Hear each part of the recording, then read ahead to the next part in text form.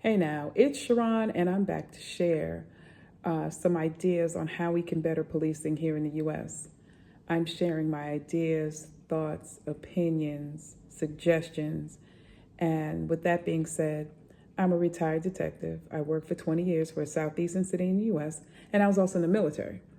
So, by me sharing some of the things that I saw while being ostracized and retaliated against for telling the truth, there are some things that need to be fixed, and the foundation has to be accountability.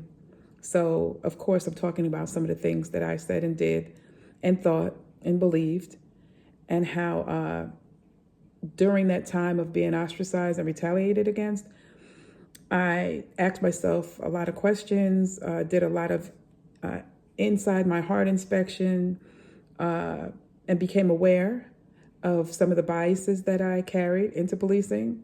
I became aware of who I was in my faith and where I came from. And so I'm sharing all those things just to give you a different perspective.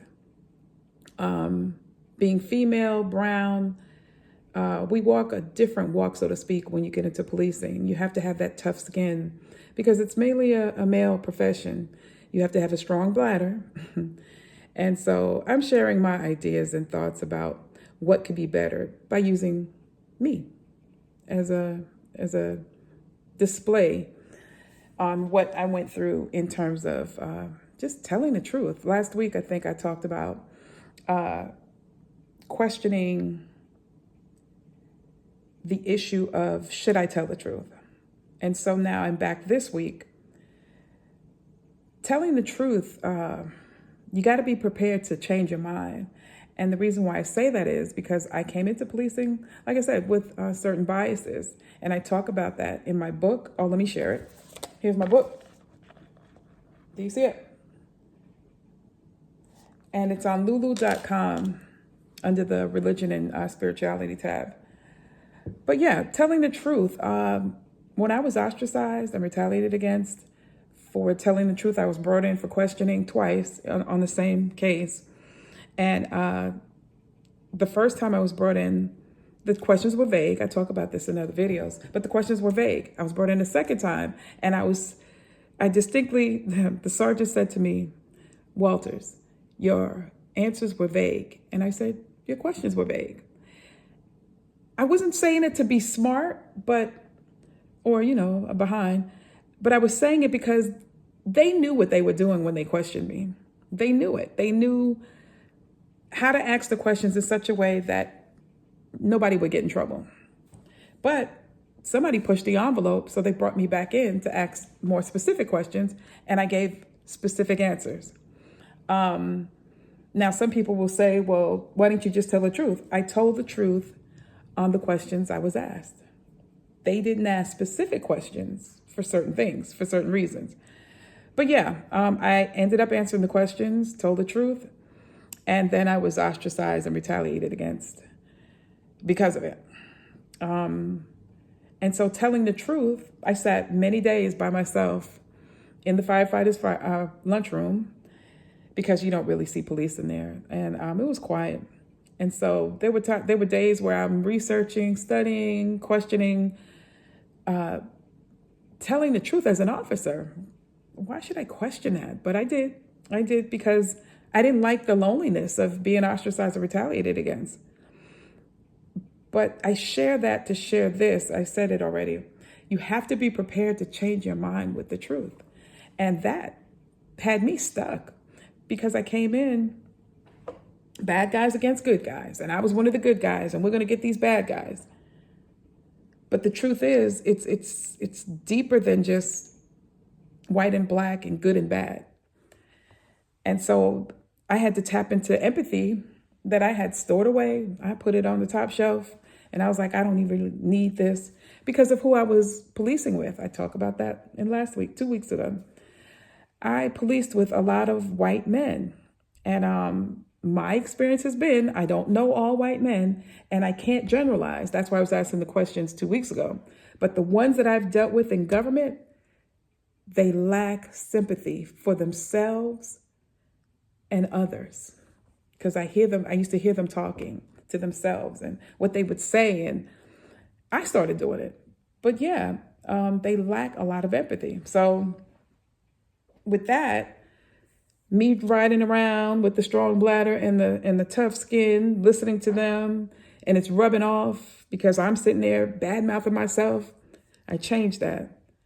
And I had to tell myself the truth. I had to tell myself the truth about what I did. It was the right thing to do. I'm not evil for doing it because it went against that code of silence. You know, you don't cross that blue line and rat on your coworkers and all that stuff. And so I had to like deconstruct from that, really deconstruct on, you don't tell on your friends, you don't tell on your coworkers, and you don't cause them harm. And I flipped it because I started to say to guys when I was riding with them and they get a little aggressive. I'm like, look, I'm not going to federal court for you. So you need to tell the truth. I'll tell on myself. You tell on yourself when the time comes. If I do something crazy, I'm going to tell on myself. I'm not going to need you to tell the truth because I'm going to tell it. And so a lot of times I would say that and they're like, yeah, Walters, okay. And it came down to it. And that's what I had to do, was tell the truth. Because again, I'm not sitting in federal court defending my retirement or my house being taken from me. And so, like I said, I had to change my mind with the truth. The truth was, it was the right thing to do. The truth is, I was stressed out about it and I had to find ways to better my health.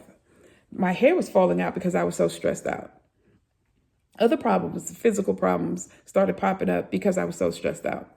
And then I had to tell myself the truth, that it was the right thing to do, regardless of how alone you feel, how people stay away from you. And I had friends that, I could confide in and talk to, which really helped. But again, you have to be prepared to change your mind with the truth. But are you? And can you? And have you? I'd like to share that in the comments, if you will. Have you had to change your mind with knowing the truth? Especially in government, especially working around a lot of men or a lot of women. Have you had to change your mind knowing or having more truth? For me, it was the idea of us versus them and the bad guys and the good guys, and you don't rat on your friends and you don't rat on fellow officers. No, you're going to have to tell. If you want a peace of mind, I sleep good at night. Mouth open type sleep. Yes, I sleep well.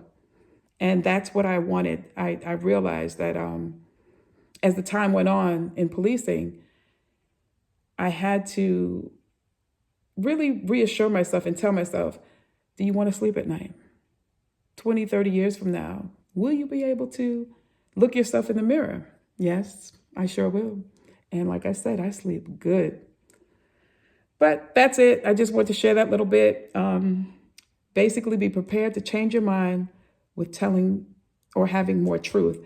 And have you had to do that working in government, working as a police officer, working in any profession, really? If you care to share perspectives, I always look forward to hearing different perspectives because it broadens mine. So until next week. Oh, don't forget to get my book. If you call yourself a Christian, getting my book, read part 3 first, and then go back and start the book. You'll see why. The book is online. It's on lulu.com, lulu.com. And I have an online store. You can check that out. And again, like, comment, subscribe, and I'll see you next week. As is our tradition, you don't necessarily have to go through a thing to learn from it. Talk to you later.